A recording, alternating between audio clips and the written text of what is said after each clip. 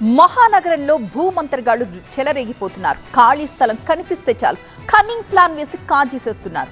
Latest గా కొంతమంది కేటుగాళ్లు ఏకంగా ఫేక్ జీవోల్ని క్రియేట్ చేసి ప్రభుత్వ భూమిని కొట్టేయడానికి ప్లాన్ చేశారు.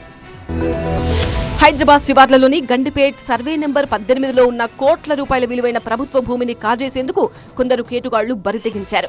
సర్వే నెంబర్ 18లో 105 ఎకరాల 25 గుంటల భూమి ఉన్నట్టు, ఇది సర్కారీ కంచా పూరంబోకు కంచగా 1954-55 నాటి ఖాస్రా పహానీలో నమోదైంది.